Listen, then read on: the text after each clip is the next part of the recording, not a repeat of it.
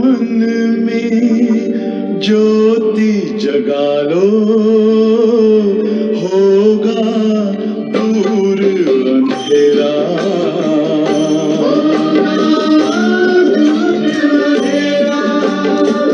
शिव का कर लो ध्यान, आ रहा पावन पुण्य सवेरा।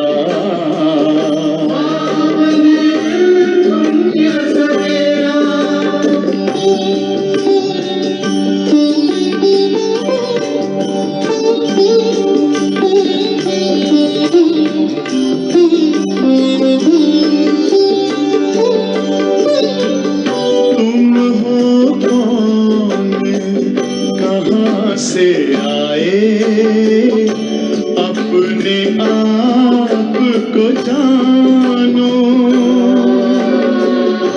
राजयोग के द्वारा अपना परम पिता पहचानो।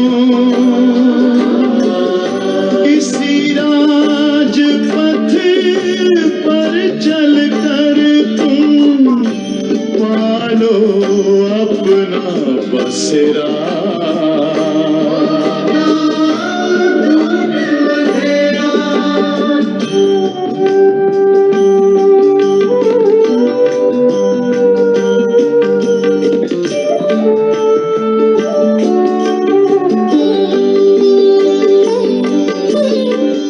तुम हो आत्मा तन से प्यारे, परमात्मा को प्यारे।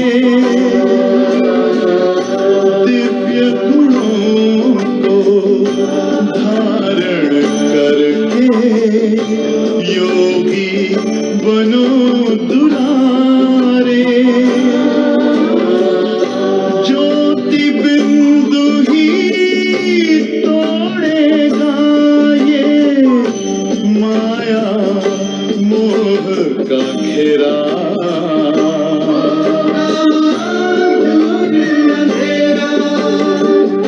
अंतर मन में ज्योति जगा लो, होगा दूर अंधेरा।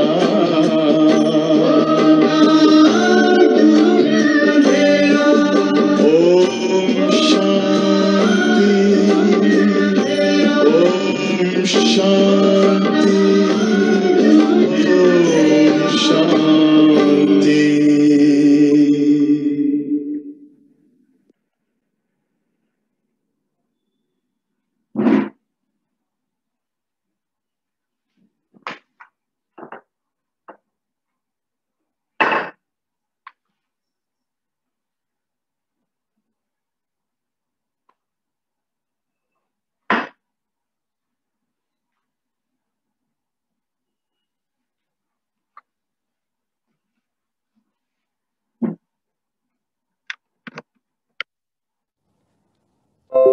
शांति।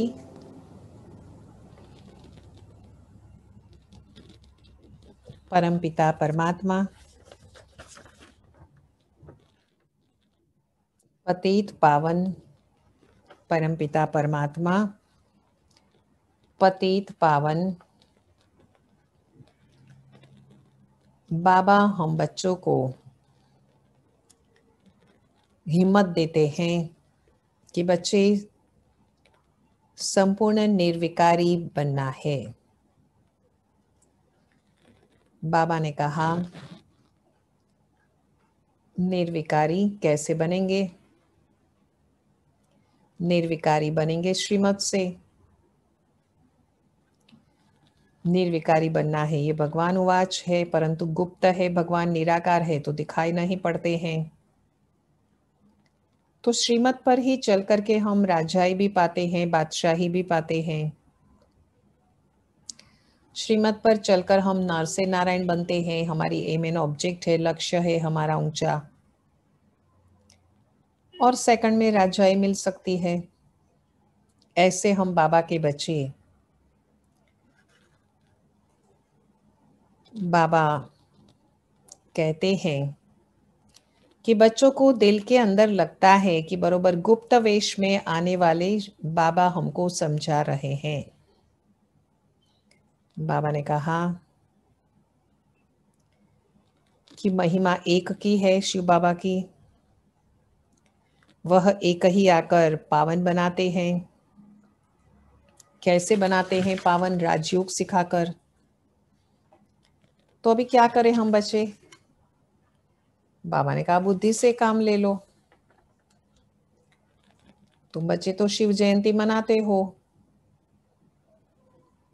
तो शिव को अच्छी तरह से बाबा ने कहा कि कैसे शिव पिता अच्छी तरह से जानते हो कि ब्रह्मा के द्वारा स्वर्ग की स्थापना कर रहे हैं। बाकी सही रीति से तो जानते नहीं हैं शिव को। बाबा हमें जब ये शिक्षा देते हैं तो हमारी तकदीर भी बनती है। हिम्मत चाहिए हमारे में कि हम कल्याण करें। बाबा गुप्त वेश में हम बच्चों का कल्याण कर रहे हैं। ये आज का होमवर्क रहेगा कि बाबा क्या कर रहे हैं, मेरा कल्याण कर रहे हैं। तो ये आज हम याद रखेंगे सारा दिन होमवर्क में। और सबको बाबा का परिचय देना है। आज राजा जनक को भी याद किया और खुशी में रहना है ये भी कहा।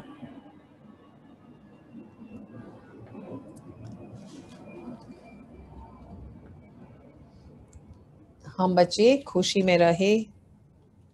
बाबा ने कहा दे दान तो छूटे ग्रहण, विकारों का दान देना है, विकारों पर जीत प्राप्त करनी है। हम यात्रा पर है और हम पांडव सेना है, हमारा स्वमान है और धीरज धरना है। श्रीमत पर पुरुषार्थ करे, सच्ची यात्रा पर चले हम। आज बाबा ने 3-4 बार कहा है बच्चे, 4 बार के बच्चे राजयोग सीख रहे हैं, बाबा सिखा रहे हैं और याद में रहते रहते हम फरिश्ते बन जाएंगे। बाबा तो हमें कहते ही है डबल फरिश्ते, डबल लाइट फरिश्ते हो आप बच्चे। बाबा ऐसे बहुत हमें सुंदर सम्मान दिया है बाबा ने कि हम बच्चे डबल लाइट फरिश्ते हैं। तो आज कहा है कि मनुष्य से फरिश्ते बनना है और याद में रहते रहते बन जाएंगे फरिश्ते। फिर अर्जुन को याद किया है। फिर हम बच्चे महावीर है, हमारा सम्मान याद कराया है बाबा ने कि महावीर अडोल होते हैं।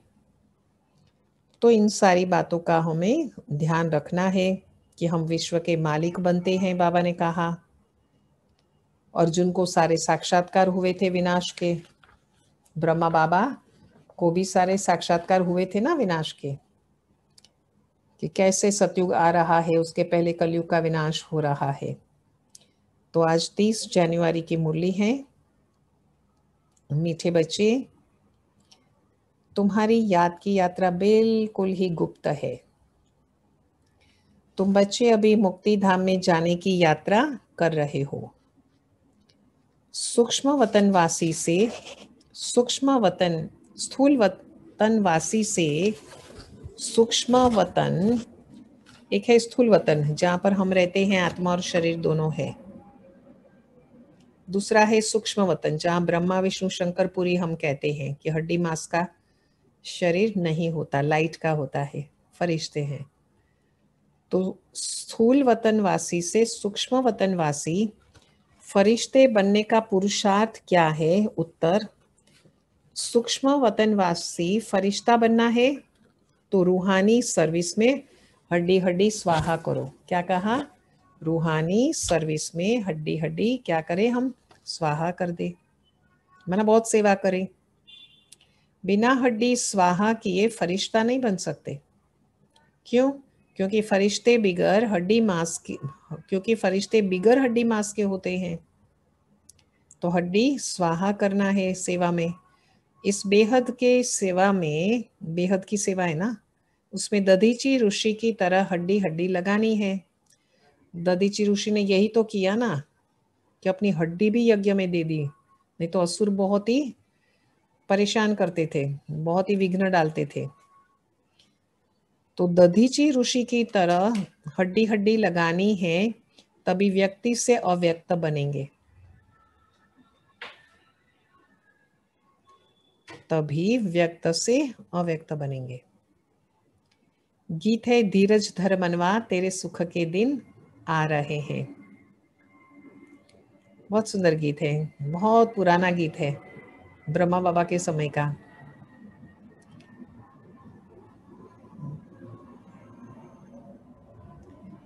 उसकी लाइन ही बहुत सुंदर है। धीरज धर मनवा, धीरज धर, धीरज धर मनवा, धीरज धर। ओम शांति। बच्चों को इस गीत से इशारा मिला कि धीरज धरो, पेशेंस रखनी है ना। बच्चे जानते हैं, क्या जानते हैं? कि हम श्रीमत पर पुरुषार्थ कर रहे हैं। अभी आज का आज तो नहीं हो जाएगा ना। पुरुषार्थ करना है, नर से नारायण, नारी से लक्ष्मी बनना है, तो धीरज तो धरना पड़ेगा ना। सतयुग आ जाए तो धीरज तो धरना पड़ेगा। धीरज का फल मीठा, कहावत भी है। एक व्यक्ति ने भगवान को कहा, मैंने पहले भी सुनाई है ये बात, कि oh god give me patience but please hurry up. और जानते हैं कि हम इस गुप्त योग की यात्रा पर है। शिव बाबा दिखाई नहीं पड़ते ना, तो योग करते हैं किसका याद करते हैं? शिव बाबा की, लेकिन दिखाई नहीं पड़ते हैं तो गुप्त कहेंगे।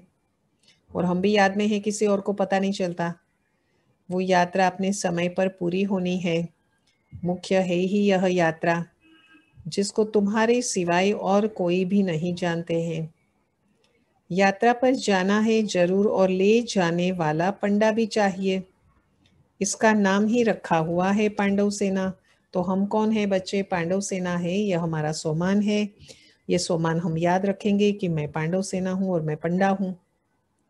तो पंडा भी हूँ, पांडव सेना भी है ये हमारी। तो अभी हम कहाँ पर है? यात्रा पर। तो स्थूल लड़ाई की तो बात कोई है ही नहीं यहाँ पर। हर एक बात गुप्त है, तो यात्रा भी बड़ी गुप्त है। तो शास्त्रों में भी ये बातें हैं। बाबा कहते हैं मुझे याद करो तो मेरे पास आकर पहुंचेंगे। यह यात्रा तो हुई ना, तो बाबा सब शास्त्रों का सार बता रहे हैं। प्रैक्टिकल में, एक्ट में ले आते हैं ना। हम आत्माओं को यात्रा पर जाना है अपने निर्वाण धाम। विचार करो तो समझ सकते हैं। ये है मुक्ति धाम की सच्ची यात्रा। ये नोट करेंगे, सच्ची यात्रा पर हैं हम बच्चे। तो हम कहीं भी जाते हैं तो उस समय हम क्या करें? शिव बाबा को अच्छी तरह से याद करें। याद अर्थात यात्रा। यात्रा में मंजिल पर पहुंचना होता है और चलते रहना होता है, कभी रुकना नहीं है। तो जीवन यात्रा में हम चलते रहे, चलते रहे, चलते रहे। इतनी सुंदर ये यात्रा हमें बनानी है, हमारे हाथ में है ये जीवन यात्रा को। तो बाबा ने कहा कि अभी बच्चे यात्रा पर है, स्थूल लड़ाई की तो बात ही नहीं है यहाँ पर कोई। हर एक बात गुप्त है। यात्रा भी बड़ी गुप्त है। सब कुछ शिव बाबा के पास, बाबा स्वयं ही गुप्त है। बाबा कहते हैं ये ज्ञान भी ऐसा है जो हमें कहां से कहां पहुंचा देता।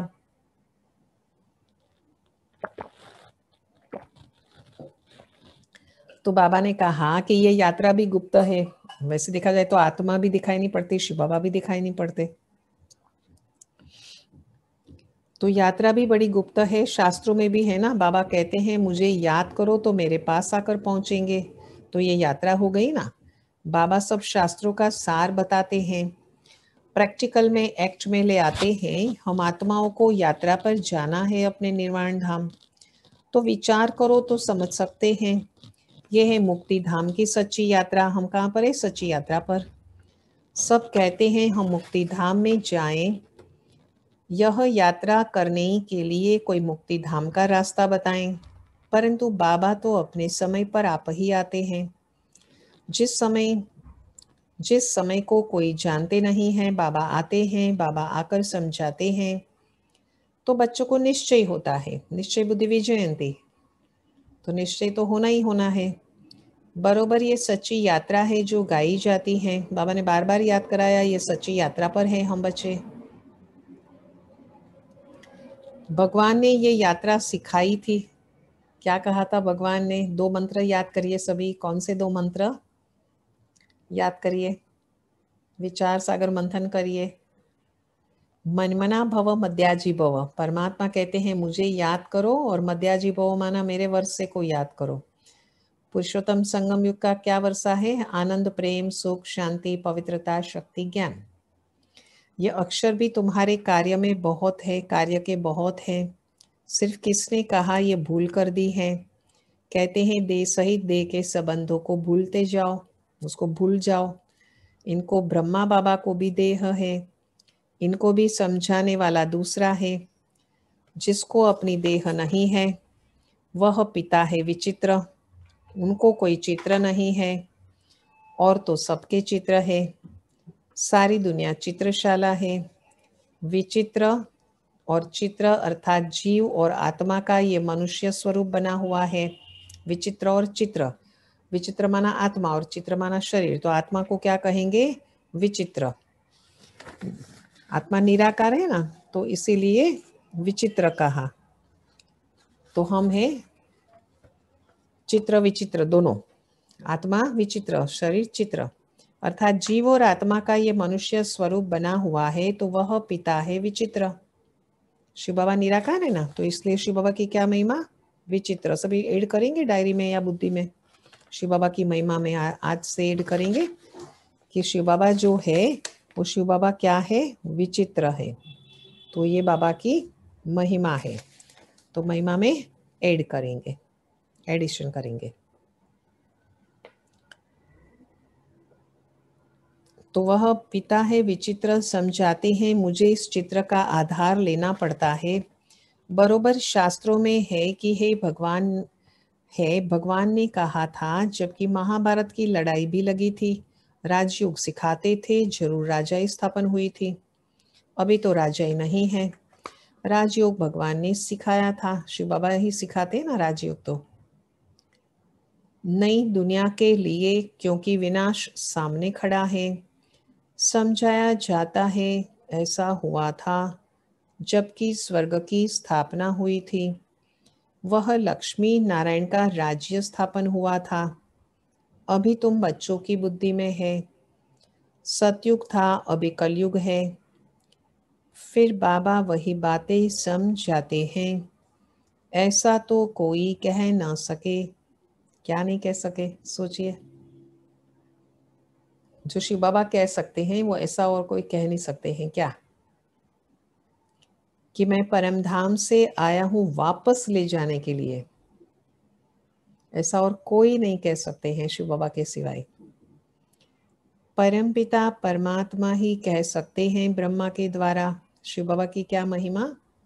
परम पिता परमात्मा, और किसके द्वारा भी कह नहीं सकते। सूक्ष्म वतन में है ही ब्रह्मा विष्णु शंकर। ब्रह्मा के लिए भी समझाया है। वह है अव्यक्त ब्रह्मा और ये है व्यक्त ब्रह्मा। वो अव्यक्त है। तुम अभी फरिश्ता बनते हो। बाबा क्या करते थे? संदेशी को भेजते थे कि जाओ देख कर क्या हो, कि आपको क्या दिखाई पड़ता है सूक्ष्म वतन में। तो संदेशी ने कहा अव्यक्त दिखाई पड़ते हैं ब्रह्मा बाबा। तो कहा कि उसमें और मेरे में कितना डिफरेंस है, वो देख कर क्या हो, ऐसे कहते थे बाबा। सूक्ष्म वतन में है ही ब्रह्मा विष्णु शंकर। फिर एक बार जब संदेशी ने कहा डिफरेंस है, तो बाबा ने बहुत अच्छी तरह से पूरा, ये स्टार्टिंग की बात है, तो बाबा ने बहुत अच्छी तरह से जो अव्यक्त संपूर्ण ब्रह्मा था सेम उस समान बन गए और जल्दी से। सूक्ष्म वतन में ही ब्रह्मा विष्णु शंकर हैं। ब्रह्मा के लिए भी समझाया है कि वह है अव्यक्त ब्रह्मा और ये है व्यक्त ब्रह्मा। तुम अभी फरिश्ता बनते हो, ये मेन पॉइंट है आज की। लक्ष्मी नारायण तो बनना ही बनना है, लेकिन मेन बात क्या है कि हम बच्चे क्या बनते हैं? हम बच्चे फरिश्ता बनते हैं। फरिश्ते स्थूल वतन में नहीं होते।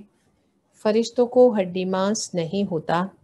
यहाँ पर इस रूहानी सर्विस में हड्डी आदि सब खलास कर देते हैं, फिर फरिश्ते बन जाते हैं। फरिश्ता जब बनते हैं तो हड्डी मांस नहीं होता। अभी तो हड्डी है ना, ये भी लिखा हुआ है। अपनी हड्डियां भी सर्विस में दे दी। गोया अपनी हड्डियां खलास करते हैं, हड्डी हड्डी सेवा करते हैं। कई बच्चे बहुत सेवा करते हैं ना। स्थूल वतन से सूक्ष्म वतन वासी अभी बनना है। यहाँ हम हड्डी देकर सूक्ष्म बन जाते हैं।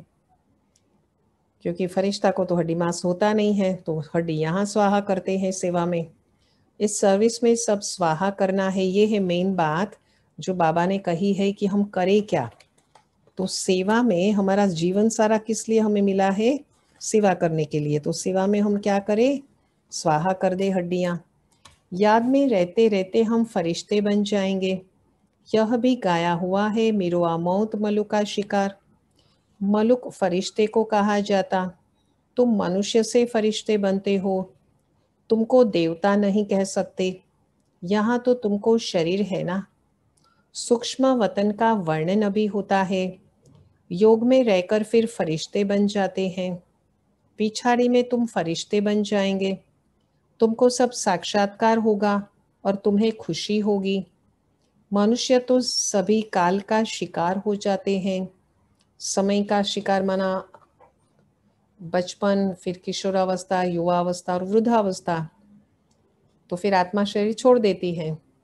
तुम्हारे में जो महावीर है वह तो अडोल रहेंगे। महावीर है हम, हमारा स्वमान है। अडोल हूँ मैं, ये भी मेरा स्वमान है। तो हम सभी अपना दोनों स्वमान है कि हम सभी महावीर है और अडोल है। तो ये याद रखेंगे स्वमान हमारा। और पहले भी कहा ना, पंडा भी है और पांडव सेना है। तो 4 स्वमान आ गए, पंडा, पांडव सेना, महावीर और अडोल। बाकी क्या क्या होता रहेगा? विनाश की दृश्य सीन तो होनी है ना। अर्जुन को विनाश का साक्षात्कार हुआ। अर्जुन तो किसको कहेंगे? ब्रह्मा बाबा को कहेंगे ना। एक अर्जुन की बात नहीं है। तो बच्चों को विनाश और स्थापना का साक्षात्कार होता है। बहुत सारे बच्चों को हुआ ना, यज्ञ की शुरुआत हुई, सभी घर बार छोड़ करके आते थे या ऐसे ही सत्संग में आते थे, तो भी ओम बोलने से साक्षात्कार हो जाता था ना। पहले पहले बाबा को भी विनाश का साक्षात्कार हुआ। उस समय ज्ञान तो कुछ था नहीं। देखा सृष्टि का विनाश हो रहा है। फिर चतुर्भुज का साक्षात्कार हुआ। समझने लगे ये तो अच्छा है। विनाश के बाद हम विश्व के मालिक बनते हैं, तो खुशी आ गई। अभी ये दुनिया नहीं जानती कि विनाश तो अच्छा है ना। पीस के लिए प्रयत्न करते हैं, परंतु आखिरी शांति के लिए प्रयत्न बहुत करते रहते हैं ना। परंतु बाबा ने क्या कहा कि आखिरी क्या होता है? इतना करते रहते हैं प्रयत्न, आखिरी होता क्या है? शांति की स्थापन तो होती नहीं है, वो तो शिव बाबा ही आकर के करते हैं। आखिरी क्या हो जाता है? आखिरी विनाश होता कलयुग का। याद करते हैं पतित पावन आओ, तो आप आएंगे जरूर, आकर के पावन दुनिया स्थापन करेंगे, जिसमें हम राजाई करेंगे। तो मेन बात क्या है? बाबा आकर के क्या करते हैं? पावन दुनिया की स्थापना करते हैं। और हमने ही तो बाबा को बुलाया ना कि हे पतित पावन आओ, तो बाबा आए। आए तो राजाई स्थापन करते हैं। तो ये तो अच्छा है ना।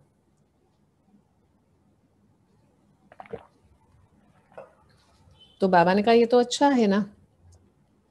बाबा तो पतित पावन है। शिव बाबा की महिमा है ना आज की, याद रखेंगे ना। पतित पावन को क्यों याद करते हो? क्वेश्चन है, बाबा पूछ रहे हैं हम बच्चों से। क्योंकि यहाँ पर दुख है ना, तो दुख में याद करते हैं भगवान को। कहते हैं ना, दुख में सुमिरन सब करे, सुख में करे ना कोई। कबीर का भजन है ना कि तूने रात गवाई सोई के, दिन बिताया खाई के, हीरे जैसा अनमोल जीवन कौड़ी बदले जाए। फिर उसमें आगे आता है कि दुख में सुमिरन सब करे, सुख में करे ना कोई। पावन दुनिया में देवताएं हैं, पतित दुनिया में तो देवताओं के पैर आ नहीं सकते। तो जरूर पतित दुनिया का तो परिवर्तन ही होना चाहिए। तमो प्रधान दुनिया का, पतित माना तमो प्रधान, गाया हुआ भी है। इसके बाद क्या होगा? परिवर्तन के बाद एक धर्म की स्थापना, सो तो ऐसे होगी ना। यही तो परिवर्तन है। तो महाविनाश के बाद यही तो है, एक धर्म की स्थापना। कहते हैं ना, एक सत धर्म की स्थापना। यहाँ से राजयोग सीखेंगे। बाकी भारत में कौन रहेगा? भारत तो सारा विश्व हो जाएगा उस समय, और बाकी सब परम धाम में चले जाएंगे। जो राजयोग सीखते हैं, नॉलेज देते हैं, तो वो बचेंगे। बाबा कहते हैं कि ये सारी बातों में डरने की कोई बात नहीं है। पतित पावन को बुलाते हैं, जबकि वो आते हैं तो बच्चों को खुशी होनी चाहिए। तो खुशी के लिए बाबा ने विशेष बात कही है। बाबा कहते हैं विकारों में मत जाओ, इन विकारों पर जीत पाओ व दान दे दो तो ग्रहण छूट जाए। भारत का ग्रहण छूटता जरूर है। काले से बनना है गोरा, नोट करेंगे। फिर से ये पढ़ती हूँ। इन विकारों पर हमको क्या करना है? जीत प्राप्त करनी है। तो कैसे होगा? बाबा ने क्या कहा? दे दान तो छूटे ग्रहण। तो हमेशा क्या करना चाहिए? दान देना चाहिए ताकि ग्रहण छूट जाए। और ऐसे है भी, शास्त्रों में ये बात है भी। भारत का ग्रहण छूटता जरूर है। अभी कलयुग में इतनी सारी बातें होती है तमो प्रधानता की, तो ये ग्रहण ही तो है ना। काले से आत्मा क्या बने? गोरा बन जाए। तो मेन बात क्या है? आत्मा को शुद्ध बनाना है, शुद्धिकरण करना है आत्मा का। तो गोरी बन जाएंगी ना आत्मा फिर शुद्धिकरण करने से। सतयुग में पवित्र देवताएं थे, वह जरूर यहाँ पर बने हैं। अभी शिव बाबा से निश्चय बुद्धि हो जाते हैं, आत्मा परमात्मा में निश्चय हो जाता है, ज्ञान लेते हैं तो फिर देवता बन जाते हैं। तो वो जरूर यहाँ ही बने हैं। तुम जानते हो हम श्रीमत से क्या कर रहे हैं, क्या बनते हैं? श्रीमत से हम बच्चे क्या बनते हैं? निर्विकारी। तो आज यही है मेन बात कि हम फरिश्ते बनते हैं हड्डी मांस बिगड़ के, और दूसरा हम निर्विकारी बने। भगवान उवाच, और हम खुशी में रहे। और राजयोग हम सीखते हैं। पतित पावन को हम याद करें, मनमना भव मध्याजी भव कहा। तो भगवान उवाच ये है गुप्त, श्रीमत पर चलकर तुम बादशाही पाते हो। बाबा कहते हैं तुमको नर से नारायण बनना है, सेकंड में राजाई मिल सकती है। शुरू में बच्चियां निश्चय बुद्धि हो गए तो मिल जाएंगी राजाई। शुरू में बच्चियां 4-5 दिन भी वैकुंठ में जाकर के रहती थी। शिव बाबा आकर के बच्चों को वैकुंठ का भी साक्षात्कार कराते थे। देवताएं आते थे, कितना मान शान से आते थे। तो बच्चों को दिल अंदर लगता है, दिल के अंदर लगता तो है ना, कि बरोबर गुप्त वेश में आने वाला बाबा क्या कर रहे हैं? गुप्त वेश में आने वाले बाबा हमको समझा रहे हैं। तो मान शान तो हो। ब्रह्मा तन में आते हैं, देवताओं का तो मान शान होता ही है ना। ब्रह्मा का तन तो यहाँ चाहिए ना। पुरुषोत्तम संगम में प्रजापिता ब्रह्मा में ही शिव बाबा की प्रवेशता होंगी, पदरामणि होंगी, तो ब्रह्मा का तन तो चाहिए ना। तो प्रजापिता ब्रह्मा द्वारा स्थापना बाबा ने समझाया है। कोई भी आते हैं तो उनसे पूछो कि किसके पास आते हो। कोई भी आते हैं तो क्या पूछो कि किसके पास आते हो, तो क्या कहेंगे? बीके के पास, ब्रह्मा कुमार ब्रह्मा कुमारियों के पास। अच्छा, ब्रह्मा का नाम कभी सुना है? प्रजापिता तो है ना नाम। हम सब उनके आकर के बने हैं, जरूर आगे भी हम बने थे। ब्रह्मा द्वारा स्थापना तो साथ में ब्राह्मण भी चाहिए। बाबा ब्रह्मा द्वारा किसको समझाते हैं? Question mark. शूद्रों को तो नहीं समझाएंगे। यह है ब्रह्मा मुख वंशावली ब्राह्मण। शिव बाबा ने ब्रह्मा द्वारा हमको अपना बनाया है। ब्रह्मा कुमार कुमारियां कितने ढेर हैं, कितने सेंटर्स हैं। सब में ब्रह्मा कुमारियां पढ़ाती है। यहाँ हमको दादे का वर्षा मिलता है। शिव भगवान उवाच। शिव भगवान उवाच क्या? बाबा कहते हैं कि मैं तुमको राजयोग सिखाता हूँ। शिव बाबा तो निराकार है। तो शिव बाबा की क्या महिमा याद करेंगे पतित पावन के साथ? निराकार। बाबा भी निराकार, हम आत्माएं भी निराकार और विचित्र। ये भी कहा ना आज, विचित्र निराकार। निराकार और विचित्र मीनिंग एक ही है। और पतित पावन। तो निराकार होने के कारण इनके शरीर का आधार लेकर हमको नॉलेज सुनाते हैं मीडियम थ्रू। प्रजापिता के तो सब बच्चे होंगे ना, हम हैं प्रजापिता, ब्रह्मा कुमार, ब्रह्मा कुमारियां। और शिव बाबा कौन है फिर? दादा। शिव बाबा है दादा, उन्होंने एडॉप्ट किया है दादा को, शिव बाबा ने। शिव बाबा है, दादा है, माना शिव बाबा है, ब्रह्मा बाबा है। तुम जानते हो कि हम दादे से पढ़ रहे हैं ब्रह्मा के द्वारा। शिव बाबा हमारे पिता, उसके पिता शिव बाबा, ब्रह्मा बाबा के। शिव बाबा तो पिता भी है और दादा भी है, दोनों है। तो हमें क्या मिलता है? तुम जानते हो, हम पढ़ाई मिलती है। ये लक्ष्मी नारायण दोनों स्वर्ग के मालिक है ना। भगवान तो एक ऊंचते ऊंच निराकार ही है। ऊंचते ऊंच शिव बाबा की महिमा है, विचित्र महिमा है, पतित पावन महिमा है, निराकार महिमा है, और ऊंचते ऊंच निराकार, ये भी शिव बाबा की महिमा है। बच्चों की धारणा बड़ी अच्छी होनी चाहिए। पहले पहले समझाओ, दो पिता है भक्ति मार्ग में। स्वर्ग में है एक पिता, पारलौकिक पिता द्वारा बादशाही मिल गई। शिव बाबा की क्या महिमा? विचित्र, पतित पावन, निराकार, ऊंचते ऊंच और पारलौकिक पिता। शिव बाबा कौन है? पारलौकिक पिता। तो पारलौकिक पिता द्वारा बादशाही मिल गई, फिर याद क्यों करेंगे?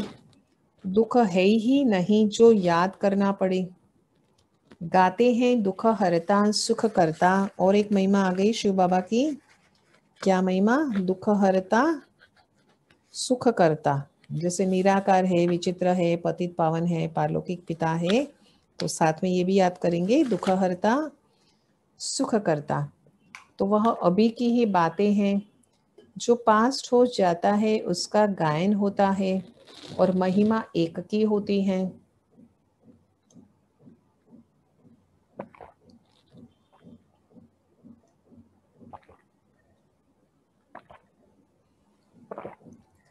बाबा ने कहा कि महिमा किसकी होती है? एक की होती है महिमा।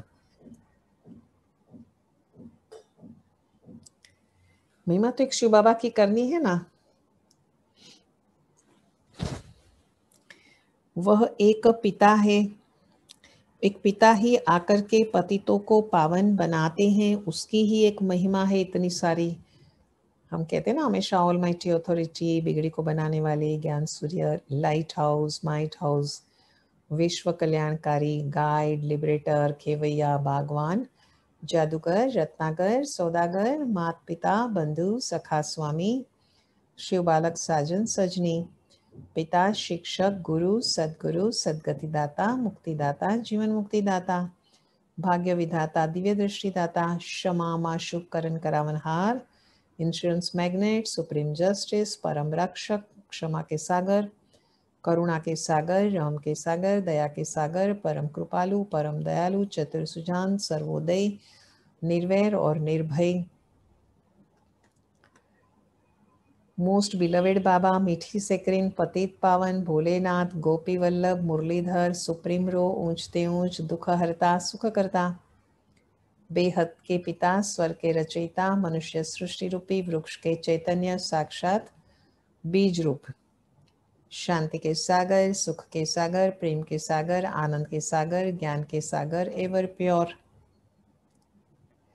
सदा स्नेह के सागर, खुशियों के सागर, मौजों के सागर, सुप्रीम सर्जन, अविनाशी सर्जन, रूहानी सर्जन, दिल वाले दिलाराम, प्रिंसिपल और धर्मराज, उस्ताद और विदेही, सहारा और सहायक, सहारे दाता, एवर हसीन मुसाफिर, एवर गोरा मुसाफिर, और हुसैन, हाईएस्ट और होलीएस्ट, धोबी और सोनार, सत्य पिता, सत्य टीचर, सतगुरु, सत्यम शिवम सुंदरम, सुप्रीम रू, supreme father, supreme teacher, supreme सतगुरु, प्रीतम, श्रेष्ठ ते श्रेष्ठ, अविनाशी पिता, लवली पिता, सच्चे हीरा, चैतन्य हीरा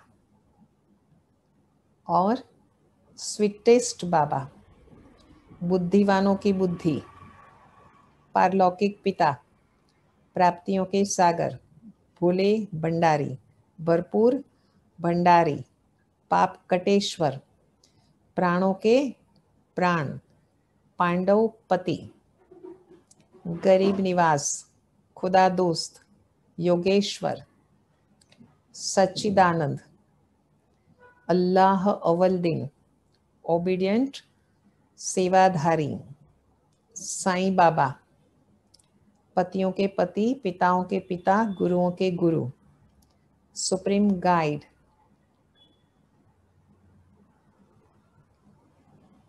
बाबा को कहते हैं कि बाबा जो है वो कमांडर है, कमांडर इन चीफ, और बाबा सुप्रीम कमांडर है, निराकार है, अव्यक्त मूर्त है, रूप बसंत है, डॉक्टर्स के भी डॉक्टर, सर्जन के सर्जन, वकीलों के वकील, और स्वदर्शन चक्रधारी है बाबा, हेवनली गॉड फादर और ever happy heavenly God father.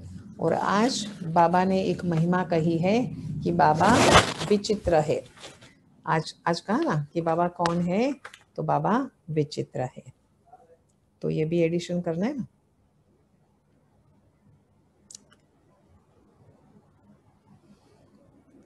तो बाबा ने कहा कि महिमा एक शिव बाबा की करनी है, करे हम। मनुष्य थोड़े ही समझते हैं, वो तो पास्ट की कथा बैठ लिखते हैं।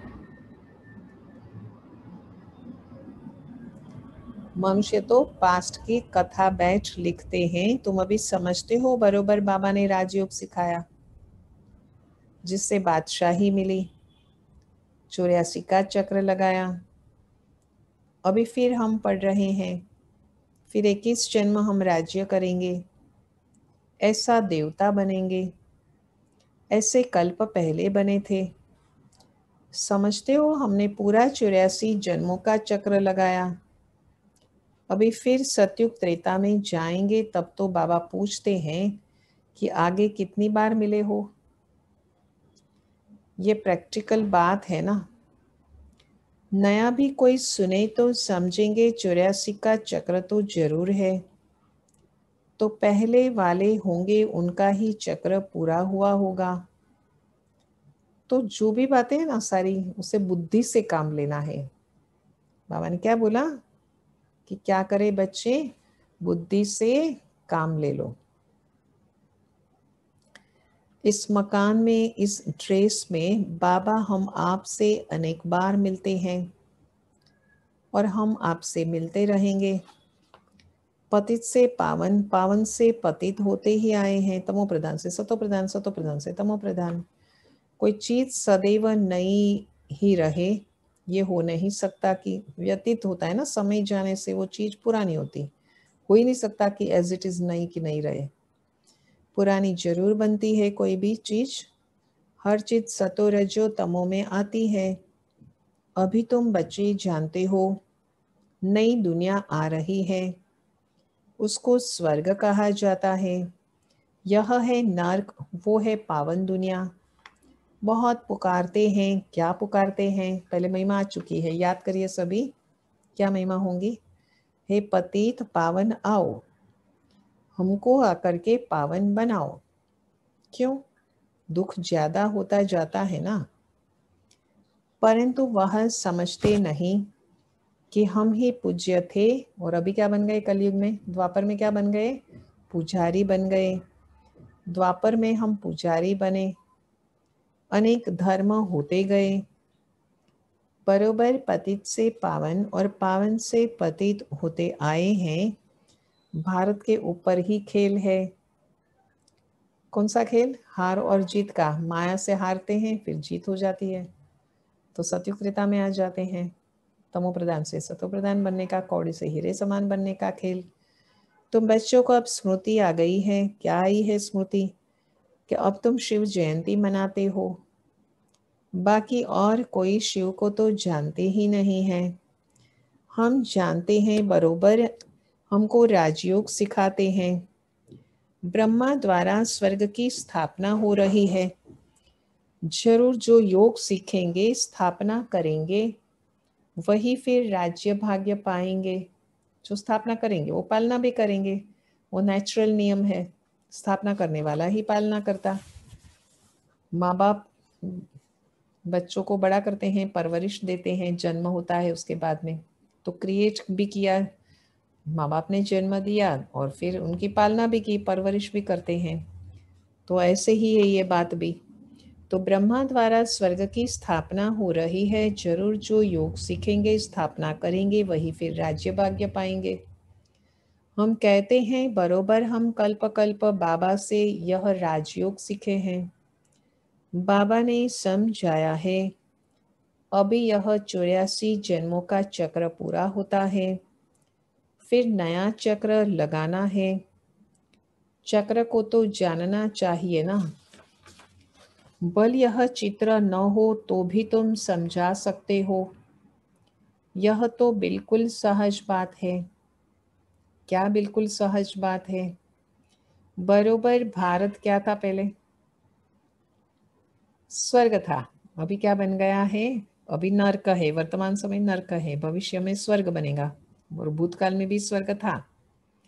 सिर्फ वह लोग समझते हैं कलयुग अर्जुन बच्चा है।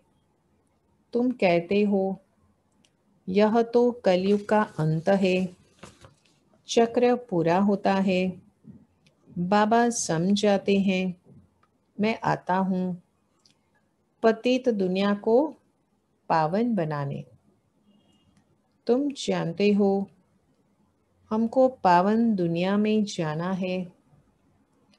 तुम मुक्ति, जीवन मुक्ति धाम, शांति धाम, सुख धाम और दुख धाम को भी समझते हो, अच्छी तरह से जानते हैं ना हम।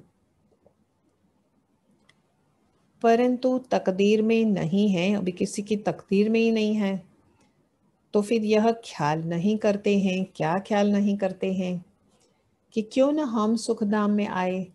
पहले आए ही नहीं है कभी, तो उनको ख्याल ही नहीं आता है कि हमको सुखधाम में जाना चाहिए, उसके लिए पुरुषार्थ करना चाहिए। तो ख्याल ही नहीं करते हैं क्योंकि उनकी तकदीर में नहीं है। और बाबा क्या करते हैं? हम बच्चों की तकदीर बनाते हैं। तो बरोबर हम आत्माओं का घर वह शांति धाम है। वहां पर आत्मा को ऑर्गन्स न होने के कारण कुछ बोलती नहीं है आत्मा। शांति वहां सबको मिलती है। सतयुग में है एक धर्म। यह अनादि अविनाशी विश्व ड्रामा है। वह ड्रामा कहेंगे जो चक्र लगाता रहता है। अनादि है ना, तो शुरुआत है तो अंत होगा, लेकिन ये शुरुआत है ही नहीं है, अनादि है। तो आदि भी नहीं है तो अंत भी नहीं है, यह अनादि है। बाबा ने कहा ना ये अनादि अविनाशी है, इसका विनाश भी नहीं हो सकता। आत्मा का भी विनाश होती नहीं है। शांति धाम में भी थोड़ा समय ठहरना ही पड़े। ये बहुत समझ की बातें हैं। कलयुग में है दुख धाम। कितने अनेक धर्म है, कितना हंगामा है। जब बिल्कुल दुख धाम होता है तभी बाबा यहाँ पर आते हैं। दुखधाम के बाद है संपूर्ण सुखधाम, फुल सुखधाम। शांति धाम में हम आते हैं, सुखधाम में हम आते हैं। शांति धाम से कहाँ आते हैं? सुखधाम में। फिर दुखधाम बनना है, बन जाता है। सतयुग में संपूर्ण क्या थे? सभी सोचिए, संपूर्ण निर्विकारी थे। और यहाँ पर कलयुग में उससे ऑपोजिट, संपूर्ण विकारी। यह समझाना तो बहुत सहज है ना। तो क्या चाहिए?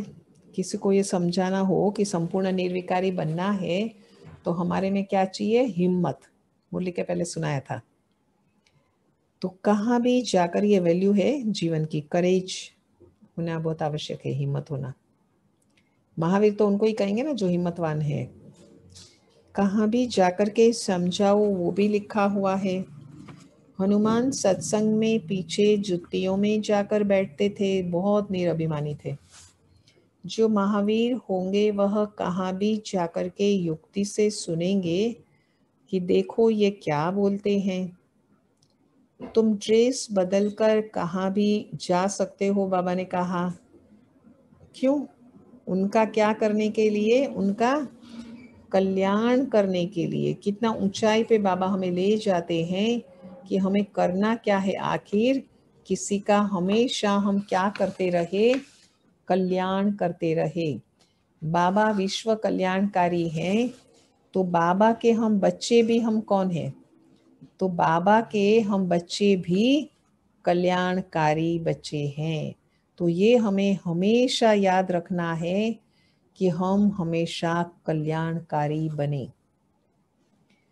ईश्वर चंद्र विद्यासागर होकर के गए बंगाल में, तो उनका जो नाम जैसा था तो उसके अनुरूप बहुत उनको ज्ञान था अच्छी तरह से, और दया बहुत थी उनको कि किसी का कल्याण करे ऐसे, क्योंकि रहम भाव होता है ना, तभी किसी का कल्याण कर सकते हैं।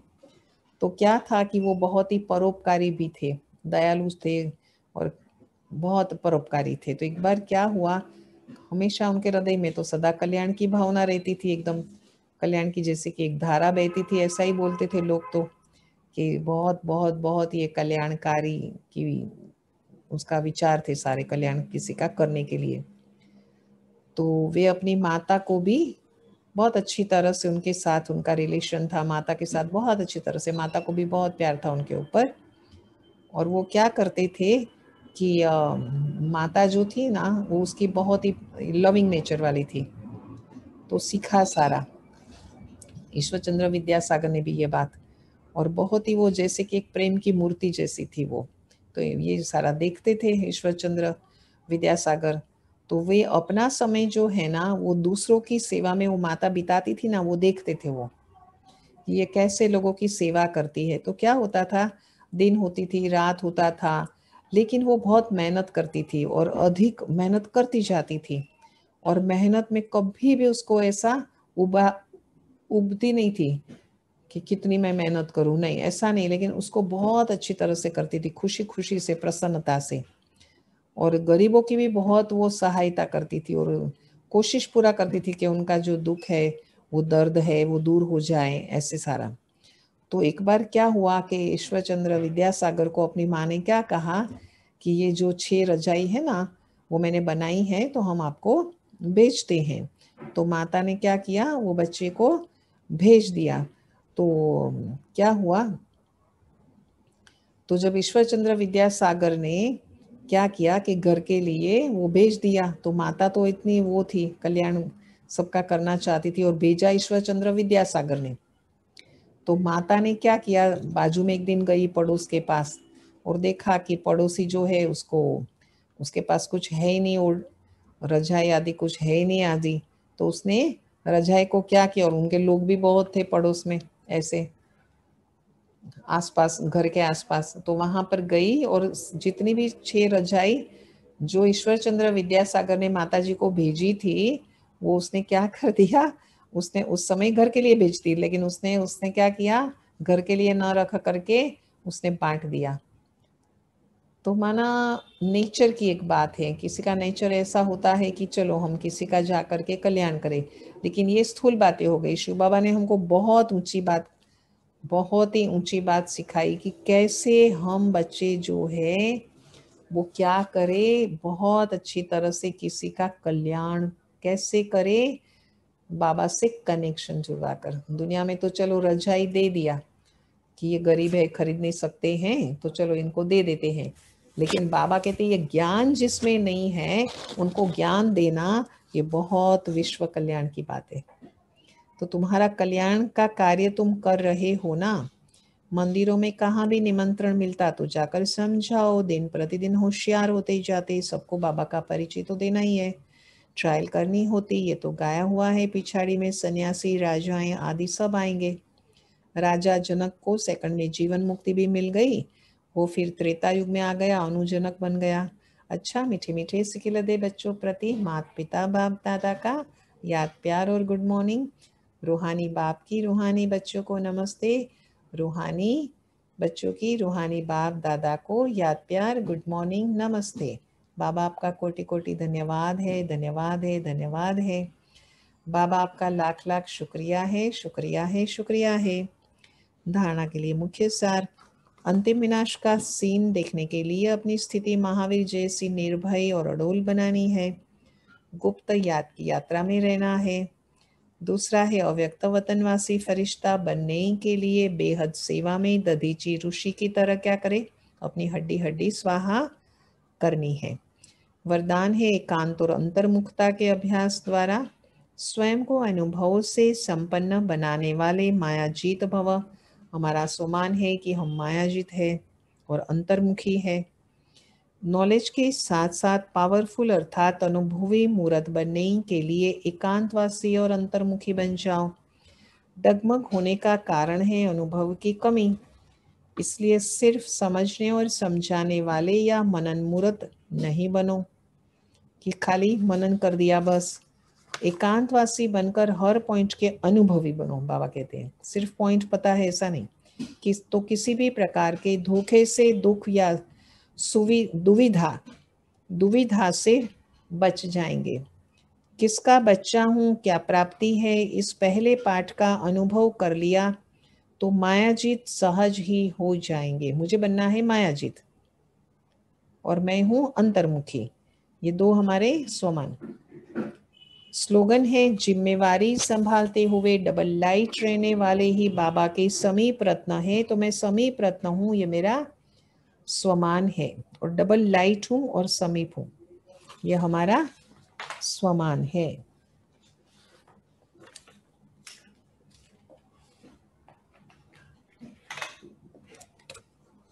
तीस तारीख का रहेगा। मैं आत्मा मास्टर ज्ञान सूर्य हूँ। अभ्यास एवं चिंतन। विशेष याद की यात्रा को पावरफुल बनाओ। ज्ञान स्वरूप के अनुभवी बनो। आप श्रेष्ठ आत्माओं की शुभ वृत्ति व कल्याण की वृत्ति व शक्तिशाली वातावरण, अनेक तड़पती हुई भटकती हुई पुकार करने वाली आत्माओं को आनंद, शांति और शक्ति की अनुभूति कराएगी। ये बात कही है। ज्वाला स्वरूप अभ्यास। महावाक्य। समय कम है, कार्य ज्यादा करना है। यह दिन और रात 2 घंटे के समान महसूस करेंगे। स्वमान। मैं शांत स्वरूप आत्मा साइलेंस की स्टेज द्वारा संकल्पों की सिद्धि प्राप्त करने वाली कम खर्च बाला नशीन सिद्धि स्वरूप आत्मा हूँ। गीत है, वक्त है कम, लंबी मंजिल है, हमें तेज कदम बढ़ाना है। योग अभ्यास और ड्रिल है। आज मैं आत्मा बाप दादा के दिए गए स्वमानों अनुसार ज्वाला स्वरूप अवस्था का अनुभव करने के लिए एक ऊंचे शिखर पर विराजमान हूँ। ब्रह्मलोक से बाप दादा मुझे ज्वाला स्वरूप अवस्था में स्थित होने के लिए प्रेरित कर रहे हैं।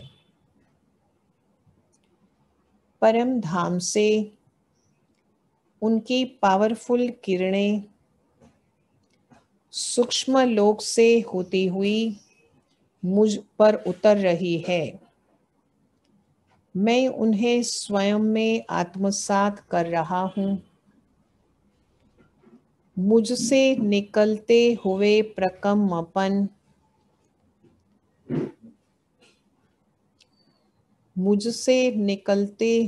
प्रकम्पन समस्त शिखर को आलोकित कर रहे हैं। बाप दादा से निकलती तीव्र किरणें मेरी भ्रुकुटी में आकर के समा रही है और मुझसे होती हुई दूर दूर तक फैल रही है। मैं आत्मा बाप दादा के दिए हुए कार्य की पूर्ति के लिए ज्वाला स्वरूप अवस्था का अनुभव कर रहा हूँ। मैं बाप दादा से प्राप्त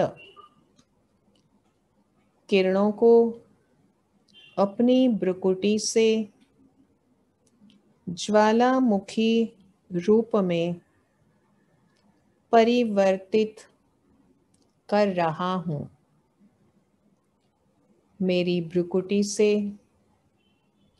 निकलता हुआ अथाह प्रकाश पुंज समस्त धरती पर, सृष्टि पर, भूमंडल में फैल रहा है। धीरे धीरे यह प्रकाश का स्रोत एक बड़े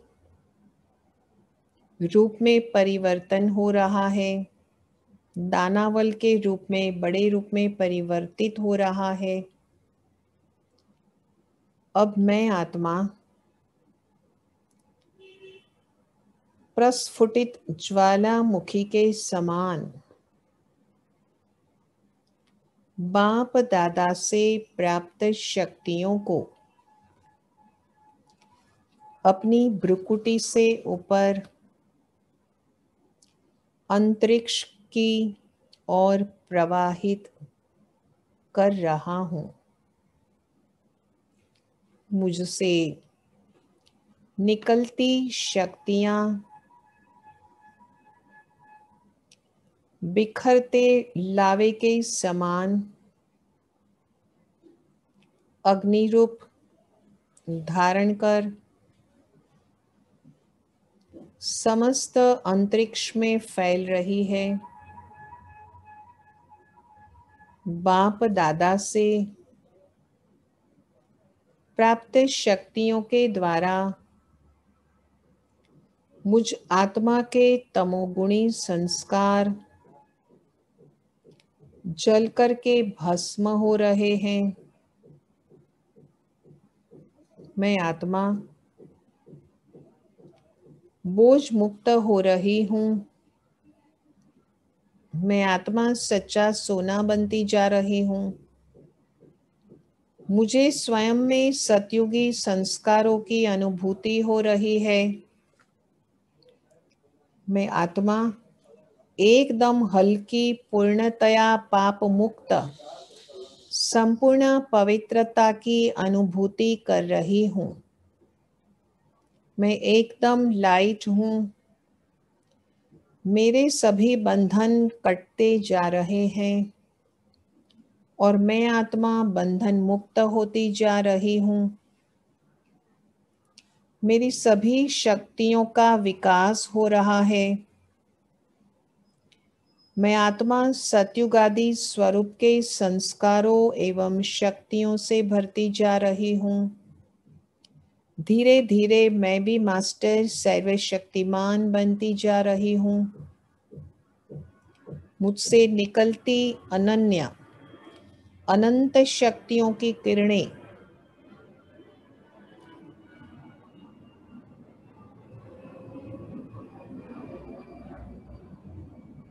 ज्वालामुखी के रूप में संपूर्ण अंतरिक्ष की ओर बह रही है। ज्वालामुखी से प्रवाहित लावे के समान मेरी शक्तियाँ मुझसे निकल निकल कर संपूर्ण अंतरिक्ष में छा रही है। संपूर्ण मानवता मुझसे निकलती इन शक्तियों की अनुभूति कर रही है। इससे लोगों के दुख दूर हो रहे हैं। भय, तनाव, अनिद्रा, उदासी से पीड़ित लोग अब पुनः शांति और सुख की अनुभूति कर रहे हैं। प्रकृति भी ज्वाला स्वरूप किरणों को प्राप्त करके शांत होती जा रही है। मानवता के प्रति उसका क्रोध कम हो रहा है।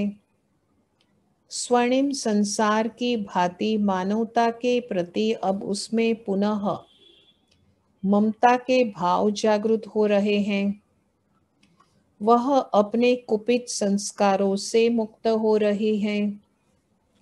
उसमें पुनः मानवता के प्रति सेवा भाव जागृत हो रहा है। संपूर्ण मानवता इन ज्वाला स्वरूप किरणों को प्राप्त करके आनंदित हो रही है। बाप दादा इन अनंत शक्तियों को मुझमें से होते हुए संपूर्ण विश्व में बिखेर रहे हैं। ऐसा लगता है कि मानो आज स्वयं गंगा मेरे केशों से होती हुई धरती पर अवतरित हो रही है। श्वेत प्रकाश का एक विशाल झरना सूक्ष्म लोक होते हुए मेरे सिर पर उतर रहा है। मैं उसे स्वयं में समाते हुए संपूर्ण पृथ्वी पर प्रवाहित कर रहा हूँ। ओम शांति।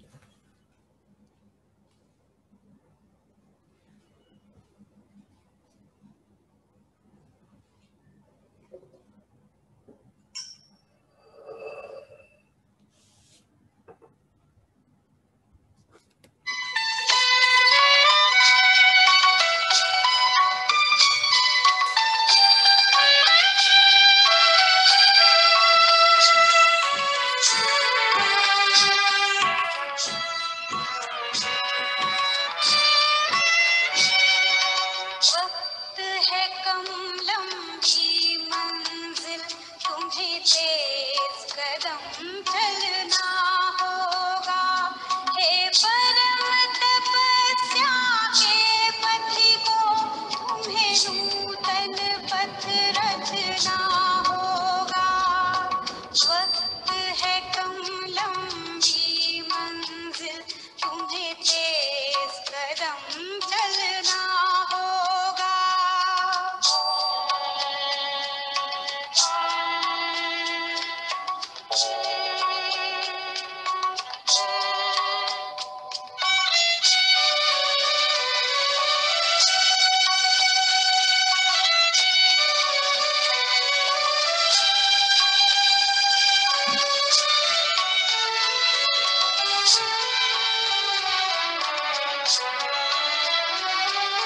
जीवन के इस समरांगन में विजयी बनना आसान नहीं है साध्य, किंतु कुछ पल